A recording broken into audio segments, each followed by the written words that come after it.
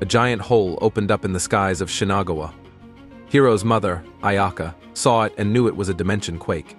She told him that something terrible was about to come through the hole, a creature called a Ma-Jin, a dreadful foe that could shake the fabric of space and time. Ayaka pointed at the hole and instructed him to pull in the evil god. He wasn't confident that he could do it, but Ayaka gave him the courage to try. She reminded him that they came from a long line of mystic arts users and that he had the same power within him. He looked around and saw people fleeing in fear. He found the resolve to try, pumped himself up, and ran straight into the hole. Ayaka watched with pride as her son jumped 100 feet into the air. No matter what people said, Hiro wasn't inferior to anyone. A few hours later, a sharply dressed woman investigated the aftermath of Hiro's collision with the Ma-Jin. Her secretary informed her that they had witnessed reports of 2 unknown entities colliding where the Class 1 evil god was detected. The woman ordered her team to redouble their efforts to find out what happened. A Class 1 evil god didn't just disappear in a matter of hours, and even then, multiple S-rank irregulars were usually needed to battle it. She looked up at the rainy sky and wondered who managed such a feat. 1 year later, Hiro attended Hurien High School to begin his new high school life. His old friend from middle school, Ichigo, gave him a friendly slap on the back. Hiro was overjoyed to see him, and even more so when Ichigo still remembered him. Ichigo found his comment strange. They had only been apart for 3 weeks. Their other mutual friend, Matsuri, greeted them with a good morning. They happily chatted on their way to begin their new lives, and Ichigo teased Hiro about having such a cute childhood friend like Matsuri. Shizu, one of Matsuri's friends, greeted Hiro, seemingly for the first time. Matsuri pointed out that they were already classmates in middle school. Embarrassed, Shizu explained that she just didn't have a good breakfast and sometimes forgot things, even apologizing for occasionally forgetting to put on underclothes. Hiro tried to play it cool when Shizu seemed to forget who he was, but inside he felt a little hurt. Shizu scolded him, encouraging him to express his true feelings instead of hiding them. Hiro smiled, reassured that Matsuri was still her usual self and hadn't forgotten about him either. Soon their friends called them over, and they said goodbye for now. The mood turned serious when Ichigo asked Hiro if he was still feeling down about being rejected the year before. Hiro shook his head, saying he was over it, but as he walked away, Ichigo couldn't help but wonder if there was more to the story. He had been so sure that Hiro's confession would go well, and now he questioned if the problem lay with the girl Hiro had liked. After school, Hiro was surprised to find the girl had been waiting for him outside the school gates. She puffed up her cheeks, showing she'd been waiting for him for a while. On their way home, Hiro talked about moving into his new home, which his grandfather had prepared for him, feeling guilty for rejecting him. The girl tried to make amends by apologizing again. But just as she was about to speak, a car came their way, and Hiro pulled her close to his chest to save her. She realized that if she'd known she would feel this way whenever he held her, she might have given him a different answer back then. When Hiro asked what she wanted to say, she changed the subject and asked what he did over spring break. She mentioned going to the dojo several times but never seeing him there. Hiro explained that he had been searching for his father, who was on a training journey. He still hadn't been able to tell his father that Ayaka disappeared after the Shining Goa incident. He said goodbye to the girl for now, as he still needed to pack his things for the move. He ran home, still delighted that she hadn't forgotten a single thing about him. Being remembered was such a simple yet significant thing, and Hiro resolved to protect this life. Unfortunately, it wouldn't be that easy. When he arrived at his new home, he found it to be a complete dump. The locks were broken, the house was falling apart, and the tiles in the bathroom were chipped. It looked like the setting for a high school amateur horror film. Hiro cursed his grandfather for giving him such a horrible place to live. Meanwhile, his grandfather, Tenzo, sneezed. His colleague Sunway asked if he made the right decision leaving him all alone, but Tenzo told him to have faith in his disciple. It was revealed that he had a unique condition that left him unable to use his family's usual techniques, but this made him open to learning the techniques of other disciples. Tenzo was glad because whenever he used a specific technique, he disappeared from people's memories. Unfortunately, this meant he was barred from ever living a normal life. As a member of the Domori clan, he was tasked with guarding the entrance of a deep cavern that spawned endless hordes of monsters, a great responsibility and burden. Meanwhile, he spent the entire afternoon doing what he could to make his new house livable, but he was forced to live in a tent in the meantime, while taking out the trash. He was going through the trash at his new, dilapidated house when he noticed an invitation from the World Irregulars organization WO. The WO manages individuals with strange powers, known as irregulars, and uses a strict selection process to rank them. Based on their rank, irregulars can undertake quests and earn rewards. Excited by the opportunity, Hiro accepted the invitation and wore his usual clothes, not realizing the exam was held at a fancy party. There was no mention of a dress code in the letter, so he wasn't really at fault here. Nonetheless, some partygoers mistook him for a staff member or a poor lad who had just wandered in. Undeterred, he psyched himself up. If he could get through this exam, he could get a regular job from the WO, which meant a steady flow of income. He couldn't wait to have a meal that wasn't cup noodles. As he navigated the crowd, a man accidentally bumped into he but continued walking towards a woman named Mizu, a beautiful lady from the esteemed Shi family. The man introduced himself as Hideo from the Ko family. Mizu, who quickly forgot people who didn't interest her, apologized indifferently. Hideo brought up a public challenge, stating that whoever could defeat Mizu in battle would get to marry her. Mizu dared him to try, confident that the difference in their levels was too vast. As their argument escalated, he stepped in to intervene, asking them to calm down. Startled by his sudden appearance, the pair stared at him. He meekly introduced himself as a fellow examinee. Mizu sensed something strange about he, noting that he was leaking quite a bit of spiritual power. Hideo interpreted this as a sign of hostility and grabbed him by the collar. He explained that his body had a condition that forced him to expel excess spiritual power uncontrollably. This revelation made he the laughingstock of the entire room. Hideo found it hilarious and advised him to go home before embarrassing himself further, calling him a failure. The whole room joined in the laughter. However, a certain man noted his earlier movements were nothing short of spectacular. Not long after, a woman named Hissy, acting as the MC, explained the details of the exam. The exam would measure several parameters, including academic ability, fighting ability, spiritual power, magic powers or unique skills, and decision-making. He started sweating the moment he found out there would be an academic test. To his horror, his specialty, fighting, made up only 5% of the total exam. Hissy introduced their guest examiner, Alfred Arclight, the famous sword saint nicknamed the Demon Killer. Arclight gave a small speech to wish the examinees luck, prompting him to try and slink away. However, Arclight personally addressed him, applauding his bravery for diffusing the situation between Mizu and Hideo. Both Mizu and Hideo were hailed as geniuses of their generation and the pride of their respective families. He couldn't believe his luck. He had stepped into a battlefield of the elite, and despite the initial laughter and scorn, he was feeling flattered after Arclight unexpectedly praised him, but this only fueled Hideo's growing animosity towards him. In the academic portion of the exam, he placed dead last, scoring just 32 points. Some found it impressive that he managed to score at all. As the pressure mounted, he started to worry that he might not even get a ranking from the exam. He watched in awe as Mizu effortlessly matched Arclight in the combat exam. Arclight was both impressed and somewhat intimidated by her potential. Mizu wiped away her sweat and casually encouraged him to do his best, though she insisted it was just an accident that she remembered his name. When he stepped up for his turn in the combat exam, Arclight's pressure was no joke. Despite having fought dozens before him, Arclight seemed as fresh as ever. It was clear why the combat portion of the exam only made up 5% of the total. Arclight unleashed techniques that targeted Sendo users like him with raw physical training. Arclight proposed a challenge. If he could survive for 3 minutes against him, he would adjust the weight of the combat portion of the exam just for him. Mizu protested, advising him to forfeit, but he was determined. What drove him? Before Mizu could react, he closed the gap and struck Arclight. The ground beneath them shattered. Arclight, impressed, reminded him that being known as the Sword Saint didn't mean he couldn't fight with his fists. To everyone's shock, he matched Arclight pound for pound. Arclight delivered a powerful kick to his stomach, but he seemed relatively unfazed.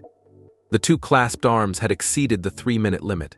He had survived the death match. The spotlight was on him now. He had gone toe-to-toe with one of the world's strongest fighters, leaving everyone wondering who is that boy? His bold performance had earned him respect and admiration, even from those who had laughed at him earlier. As he caught his breath and the exam continued, he knew he had made an unforgettable impression. After his intense battle with Arclight, he wondered if Arclight would really reconsider the weight of his combat exam. The only thing he had going for him was his strength in fistfights. Without that, he would feel useless. Sitting alone, he was surprised when a woman named Marion asked to join him for a meal. She explained that he had become somewhat famous after his fight with Arclight, despite scoring last in every other exam. He praised Marion's Japanese skills, and she revealed she was a quarter Japanese, though her recent loss still weighed on her. He apologized, but Marion assured him it was fine. She found comfort in talking to him. Suddenly, a blonde kid with a cocky face named Jean-Pierre Doran approached Marion. Jean demanded that Marion's branch family return a relic her mother had supposedly stolen. Tempers flared, and Jean grabbed Marion's collar, asserting his family's authority. Him, sensing trouble, accidentally headbutted Jean from behind when he leaned over the table. It was an honest mistake, really. Jean, fuming, demanded an apology. Marion intervened, asking Jean to forgive him. Reluctantly, Jean agreed on the condition that Marion kneel down and perform a dogaza, a deep bow of apology. He tried to protest, but Jean angrily ripped off his shirt, revealing his ripped physique and scars. He calmly got on his hands and knees, performing the dogaza to defuse the situation. Jean, fed up, decided to leave, much to the hero's relief. Marion apologized for involving him, but he reassured her it wasn't her fault. He was the one who accidentally headbutted Jean. As he left the cafeteria, he bumped into Mizu, who questioned why he had kneeled before Jean instead of fighting back. He explained his belief in addressing underlying issues rather than resorting to violence. Mizu pressed him on whether his actions really helped Marion, but he admitted he wasn't sure. He believed people had to change their own situations. He just did what felt right. An announcement called the hero to the spiritual power exam. Examiner Elia instructed him to stand in a magic circle and release his spiritual power. He tried to explain his uncontrollable power, but Elia dismissed him, eager to finish the test. Unable to control his spiritual energy, he struggled, wondering if he'd pass. Elia intervened, using her magic to accurately measure Hero's energy. She was astonished by his exceptional spiritual power, describing it as dominant and euphoric. 30 minutes passed with him just standing there, leaking energy. Finally, Elia released him, though it was already dark outside. Stopping at a convenience store on his way home, he stumbled upon a grim scene: bloody bodies lying on the ground. He woke from a chilling nightmare, drenched in sweat after seeing his friends' lifeless bodies. Determined to control his powers and prevent such horrors, he found solace in a vision of his old companion. He joined Hizzy and Arclight at the crime scene he discovered, where Hizzy confirmed the victims were hidden non-humans.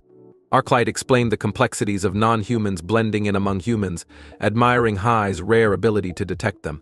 By promising secrecy, Arclight urged him to keep the incident quiet as he continued his exams. Hizzy appreciated his cooperation, wishing more young people were as reliable. He then faced his magic exam, entering a hall filled with diverse magical techniques and weapons. Maran summoned a potent relic, while Mizu demonstrated mastery over dual elemental attributes, impressing all present.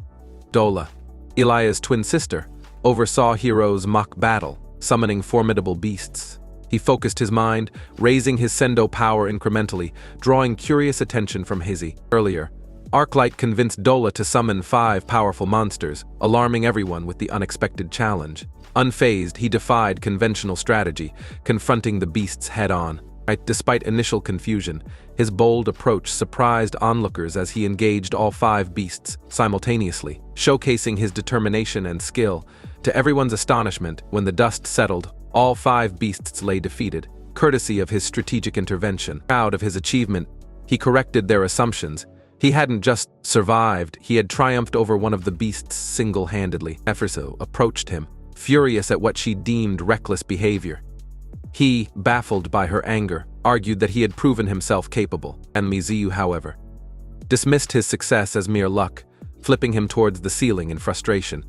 Meanwhile, Arclight wasn't spared either. Hizzy uncovered his involvement in summoning the manticores, earning him a forceful introduction to the ceiling courtesy of Hizzy. Their tense moment was interrupted by a call informing Hizzy of another murder, linking it to the earlier double homicide. The culprit, known as Gaston, possessed a disturbing ability to absorb the skills of those whose blood he drank. Hizzy knew vampires were formidable, but Gaston's powers exceeded any she'd encountered.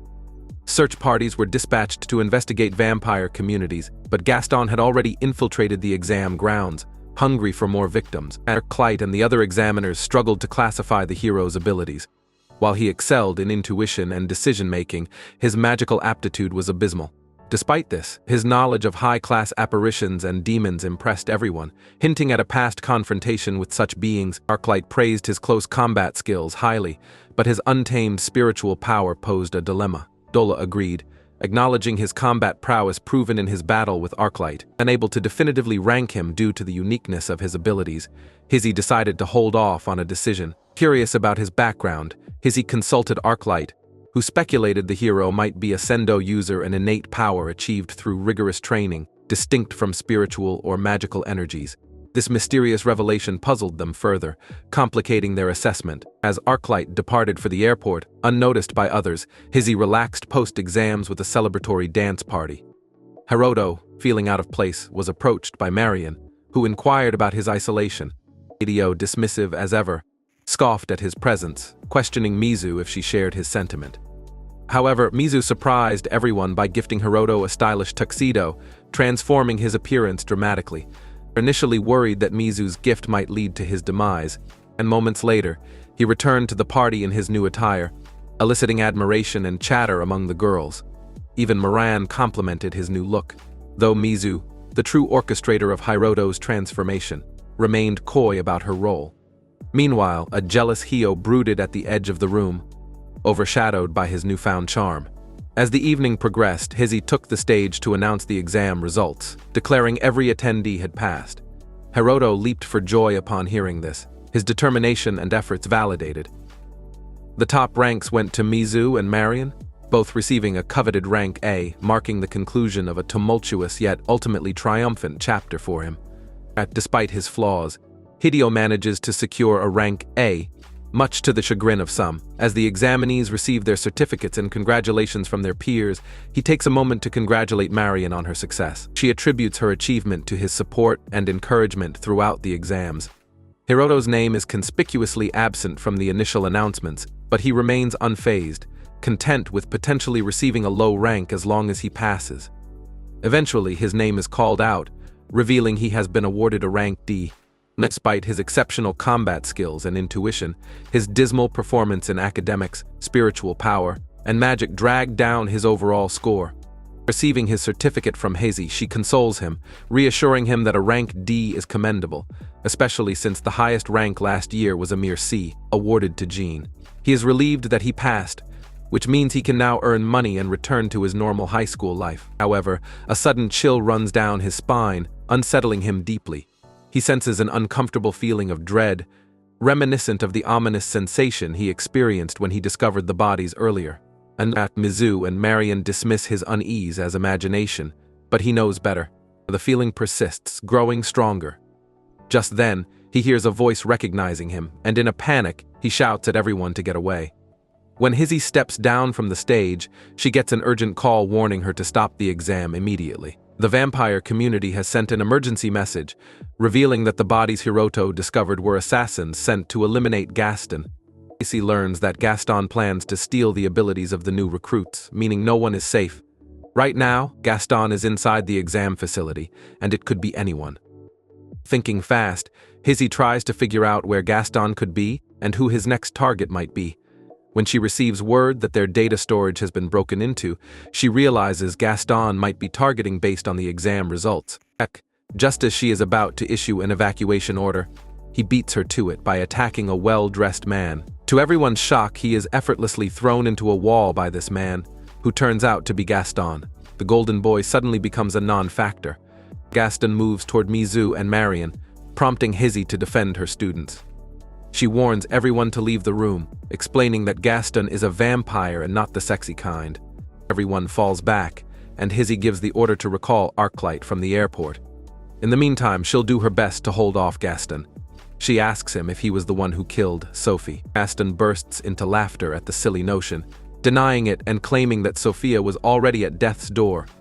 Gaston appears to have a bizarre connection with Sophia, and based on his sudden mood swings, Hizzy concludes he isn't right in the head. Gaston admits he sucked Sophia's blood, so she'd always be a part of him, but what he didn't expect was gaining control of her powers. This puts Hizzy in a tight spot, knowing Gaston is aware she's stalling for someone called the Sword Saint to arrive. Things have gone from bad to worse. Gaston is far more powerful than Hizzy could have imagined. Not only does he possess a vampire's physical and magical strength, but he also has over 50 different special abilities, including Sophia's mind-reading powers. No secret is safe from him. Gaston's designation as a demon class fits him perfectly. However, Hizzy isn't a slouch either. She's a demon killer class ability user, a title she earned through hard work and determination.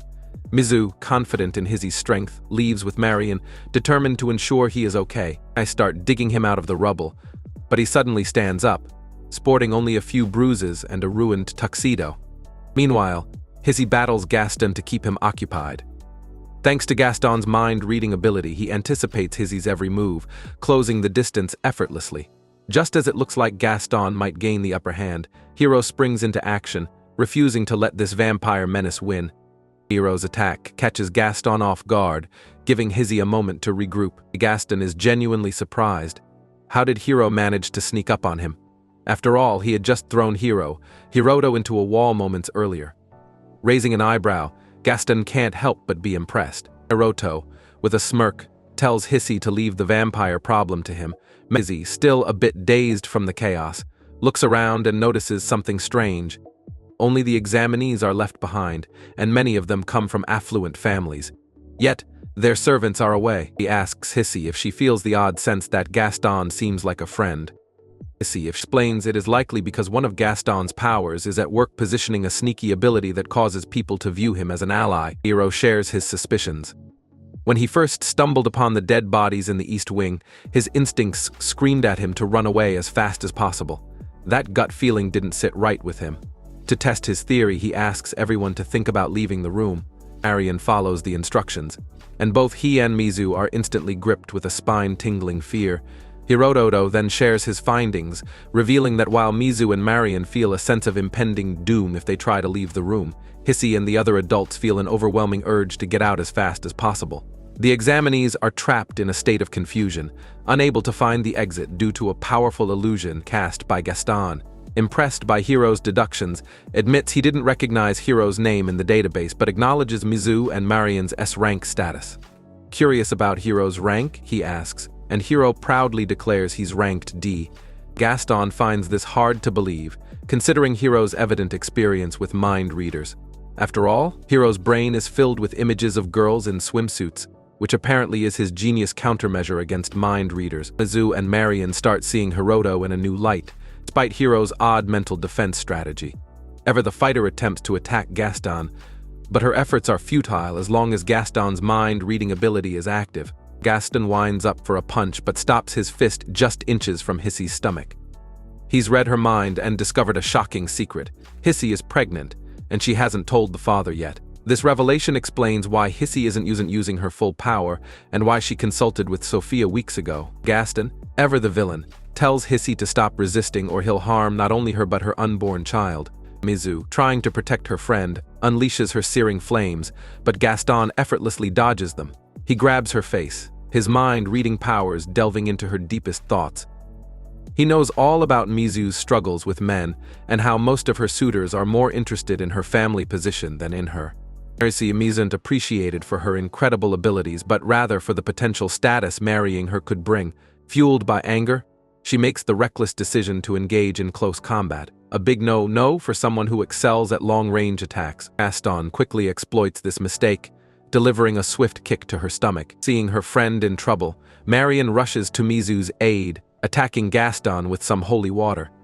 For a moment, there's a flicker of fear in Gaston's eyes. He dodges the attack and grabs Marian by the throat, his mind revealing her kind nature and her pain from losing her father, a pain she couldn't bear seeing repeated. Suddenly, Hiro intervenes, kicking Gaston into the wall and leaving a massive hole.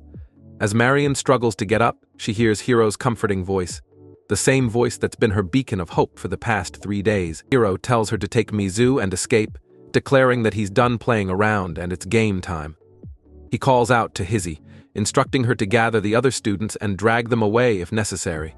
They can't afford to lose any of their gifted peers. As the lowest-ranking student, Hiro promises to hold Gaston back at all costs. Hizzy agrees to the plan but reminds Hiro that he is also an important piece in their fight.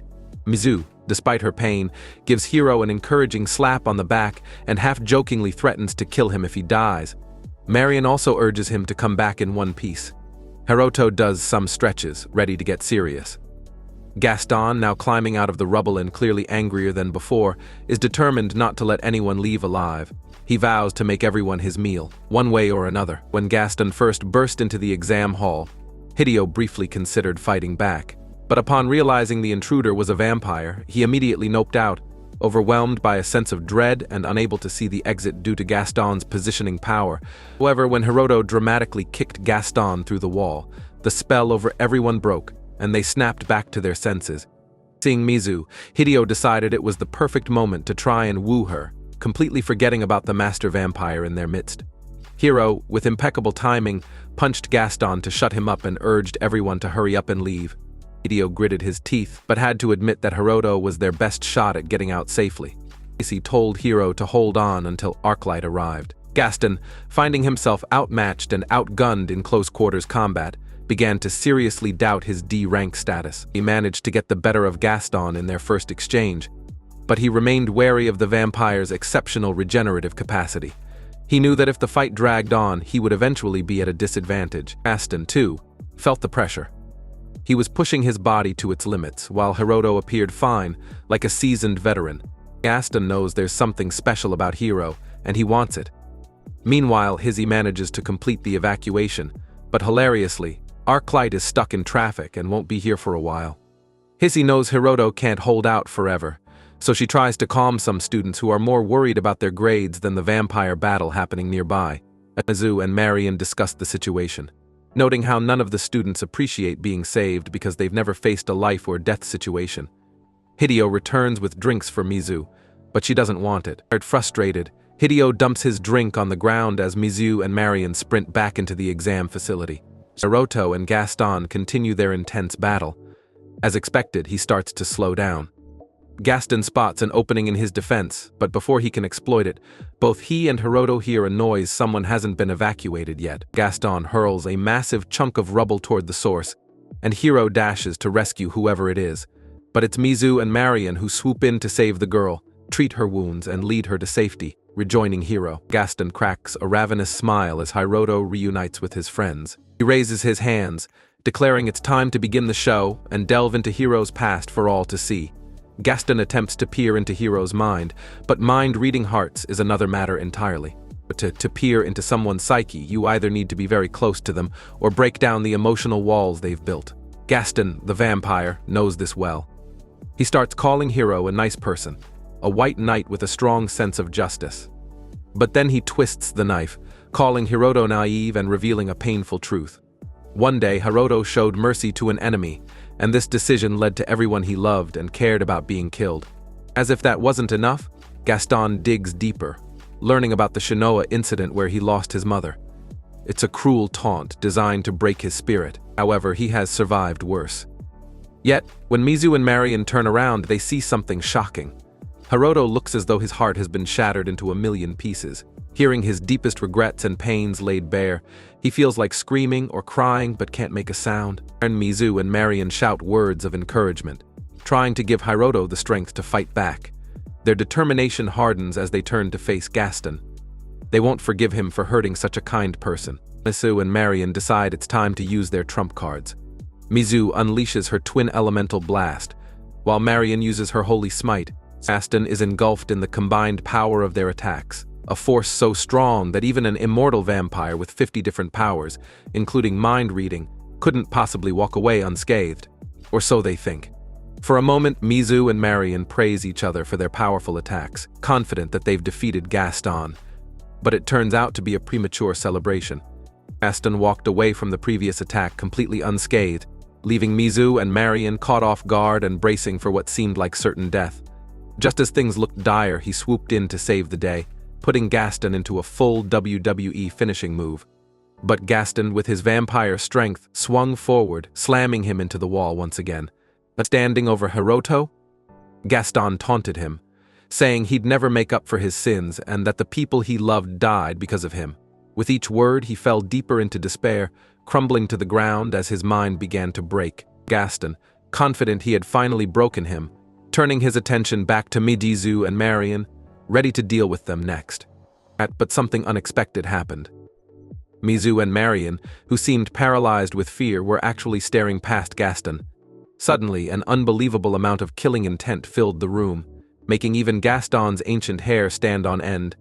He turned around, only to be bombarded by a flood of memories from Hiroto. Gaston found himself drowning in his past, unable to control the onslaught of images and emotions. When he opened his eyes, he was no longer in the exam hall. Instead, he was in a strange, unfamiliar house, witnessing a conversation between Hiroto and someone named Lee. Gaston settled in, almost grabbing some popcorn as he watched Hiro's life unfold before his eyes. He saw moments with Hiroto's cherished friends and that fateful day in Shinagawa. He seemed to have given up on these connections, which piqued Gaston's curiosity. He saw Lee asking Hiroto if he really intended to use that power. Hiroto, looking somber, told her he had no choice if he wanted to defeat the catastrophic Imin-class monster. Lee tried to convince him not to use it, explaining that while it would cut down the monster, it would also sever his ties with friends and loved ones. Everyone would forget who he was. She asked if he was really okay with that, but he could only manage a weak smile. Lee realized he had made up his mind long ago. Knowing she couldn't talk him out of it, she decided to cheer him on instead. She encouraged him to use his final weapon, promising never to forget him, even if he did. He felt a wave of relief, embracing Lee and thanking her for her unwavering support. Gaston, despite being an immortal serial killer vampire, couldn't help but feel a twinge of empathy. He realized that Hiroto had chosen to live a life of solitude in exchange for saving the world. A ferocious roar echoed through the sky, heralding the arrival of the catastrophic Majin. This was his chance to finally end it once and for all. However, the Majin managed to persuade him to hesitate for just a moment. That moment of hesitation cost him dearly as the Majin escaped. He later apologized to Lee for wasting her efforts to trap the Majin. She forgave him, knowing that his kindness was one of his strong points, so she wasn't surprised that things turned out this way. Later, he discovered Lee's dead body in the middle of a field. He cradled her body in his arms and sobbed heavily. The Massachusetts Jin's voice spoke to him, blaming him for what happened. It was his fault for not killing the literal devil in the first place. Hiroto demanded that the Amei-jin show itself, but it was no longer there.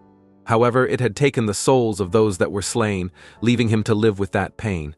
He swore he wouldn't make the same mistake twice. When the chance presented itself, he vowed to kill the Ma-jin. Gaston learned the truth beneath the hero's kind exterior was an unfeeling heart of vengeance. As Hiroto looked up, he saw Lee's spirit proclaiming her love for him despite all his flaws and hurts. She told him to live as himself and to never lose sight of his heart, promising that she and all his former friends would watch over him forever. Gaston dropped to his knees. Although it was only a second in the real world, his mind was forced to process years of memories all at once. The whiplash was severe. He took a few steps forward, bypassing Gaston entirely. Instead, he approached Mizu and Marion, apologizing for scaring them before knocking them out with precise chops to the back of their necks. He carried them to safety, setting them down gently, and then pulled out his trump card, the Twin Swords of Fate. Elsewhere, Tenzo sensed the moment Hiroto broke the seal over the swords. He wasn't sure how many times he had used them, but he knew the tragic consequence. His friends no longer remembered him. Within his body lay the powerful spiritual energy of the Domori family and the magical power of his mother, the former queen of the demon realm. Using both powers simultaneously granted him limitless strength, but his very existence was used as fuel for the fire. Each time he wielded this power, everyone forgot who he was. However, if just one person remembered him, it could trigger the memories of everyone else. As he prepared to face Gaston with his twin swords, Mitsuri, somewhere far away, looked up at the sky and thought of him. He knew that if someone remembered him, it would be enough to break the spell. Mitsuri clutched her pillow tight, wondering what Hiroto was up to. Suddenly, she felt something shatter in her mind. Her memories of him were slipping away, a phenomenon she'd experienced before. It was just like what happened at Shigegawa. He was slowly disappearing. Mitsuri slapped her cheeks, committing Hiroto's name and face to memory. He was an important childhood friend, someone she vowed never to forget. Meanwhile, Hiroto held his twin swords of fate, each representing a part of him. He had initially promised to hold Gaston until Arclight arrived, but he decided to finish the vampire off himself. In a blink, he disappeared and returned with something that used to belong to Gaston, his arm. Gaston panicked, rolling around on the ground like he was on fire. But that wouldn't help. His arm wouldn't grow back because he had cut off the magic that allowed it to function. Terrified, Gaston backed away, calling him a monster and begging for mercy. All he wanted was to suck some blood, he reasoned. He snapped at Gaston, reminding him that there was nobody here for him to eat. With a swift motion, he cut down Gaston with his swords. In his final moments, Gaston thought of Sophia. All he had wanted was to be with her forever. As Gaston perished, orbs of light fell from his body. One touched Hiro, revealing Gaston's memories. It turned out Gaston had been a long-time suitor of Sophia, regularly bringing her flowers even as she aged. Sophia had once asked Gaston not to let grief consume him, to love humans and to find someone new. When he saw Gaston's corpse clutching Sophia's old rosary, he realized that Gaston had been telling the truth. Sophia had passed away from old age, and Gaston had only sucked her blood afterward. Her death had broken him. He understood that they were more alike than he wanted to admit. With a sigh, he drew one of his swords and stabbed his hand, sprinkling some of his blood over the rosary in a gesture of atonement. After this grueling ordeal, he returned home, fully expecting nobody to remember him. But to his surprise, Matsuri, Iko, and Shizu were there waiting for him in front of his house. When he asked what they were doing there, they explained that Matsuri had dragged them over to celebrate his move into the new home. Still unconvinced, he asked if they truly remembered him. For once, it was Hiroto who remembered that Matsuri had never forgotten him, not even once. Thanks to her, he still had a place to belong. Overwhelmed with joy, he cried and thanked Matsuri for being there for him. Just as the emotional reunion was peaking, Gaston appeared, feeling the need to step right in. When his friends asked who this oddly dressed individual was, Gaston explained the entire situation, using his powers to make them more suggestible. He and Gaston, having bonded over their shared pain, now share an unexpectedly tight friendship. Gaston, centuries old and usually stoic, sheds tears for only the second time in his long life. Iko supports Gaston with a comforting arm around his shoulder, and they all head to his house for what turns out to be a rather underwhelming tour. Meanwhile, Mizu and Marion wake up in a hospital, recovering from their battle injuries. When they ask about the vampire, Hizzy informs them that they, with Hidio's help, managed to stop Gaston. However, both Mizu and Marion feel a strange unease, sensing that something isn't quite right with their memories. Marion suspects their memories will return in time, and Mizu senses a brewing rivalry between them. A few days later, Hiroto returns to school, ready to embrace his new life. His friends accompany him on this journey, and outside the school gates, he reunites with Matsuri. He feels like he's finally back where he belongs, and for those who may have forgotten him, he remains hopeful to reconnect with them in the future.